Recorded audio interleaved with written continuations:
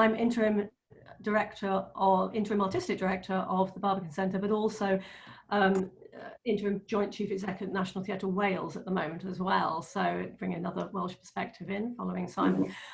I am just going to talk very briefly through sort of what is on our mind really at the moment with regards to theatre specifically at the Barbican. We've got a 1,000-seater theatre that actually brings in a high proportion of the work that we present as a presenting venue is international work. And you know, our theatre colleagues are very worried about it.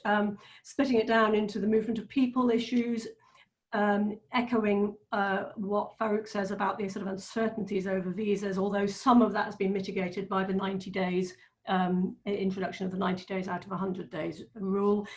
Actually, some wider things in terms of Barbican around effects of getting hospitality staff, and that will be, I think, echoed through the sector as well. Eventually, those, you know, a lot of whom come from the EU and are not on particularly high wages, I'm afraid.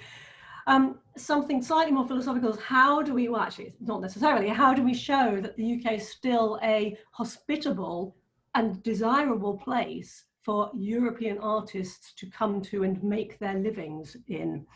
At the moment, there's a lot of, you know, there's the 2 years after university scheme, which is basically all, as so often happens, all really sort of targeted at STEM. And how do we try to make sure that artists who've come out of college elsewhere who want to be here are but are freelance. And so that's the other thing about that side of things. It's all aimed at salaried staff, and just going back to the sector, how enormously important those freelance people are to us.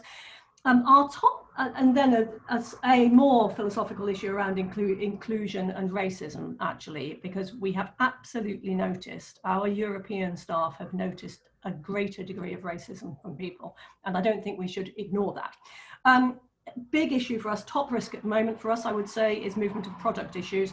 I can't stress how much, I mean, I don't actually have to deal with it myself, but how complicated the carnet system is going to be for people. And when you're bringing in big sets, any of you who know our stage know it's a big one, and when you're bringing big sets, lots of costumes and props, you know, everything has to be so detailed. It's a lot of work, and a lot of this is around this things which sound small but actually just all add up to eroding away time and eroding away money.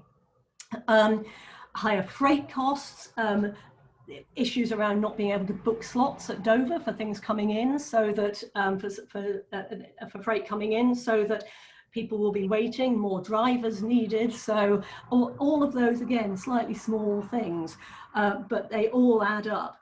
A bit on money. What else? Grants and funds that one can no longer apply for, and we've been part of many consortium in the past that have brought in European money in order to move big productions around Europe. As soon as Brexit was announced, a lot of international companies put their fees up anyway, because I think they thought it would be very much more difficult to deal with us. Issues around medical and travel insurance.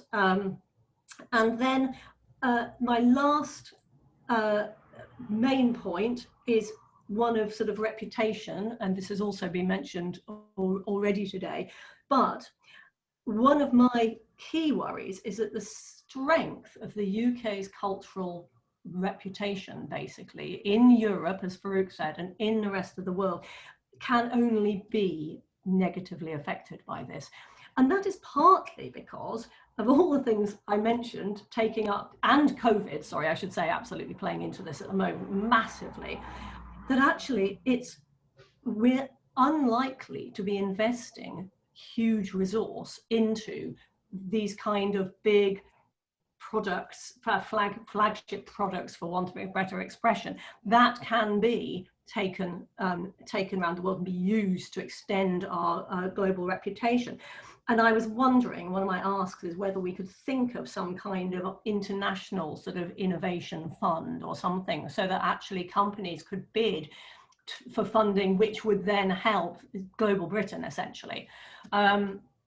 So just in terms of any asks, I suppose that's one of my asks. I do think people are going to be taking less risk, so actually some additional funding for international work would be incredibly useful for a lot of different sized companies. And the second was an ask around the international artists and how and whether we can make sure that the arts is fed in to all of the schemes that are sort of dreamt up, as it were. That would be brilliant. And then a last, I suppose, a plea, which is a very not easy to answer plea from the parliamentarians. But, you know, even just today, we've seen headlines about the 7,000 lorries queuing to get through Dover. In the Guardian, I saw it. I'm sure it's going to be elsewhere as well. And it's just anything that can help us get certainty and sort out the make sure that we don't make a massive hash of the freight situation would be very, very welcomed. Thank you. Thank you, Leonora.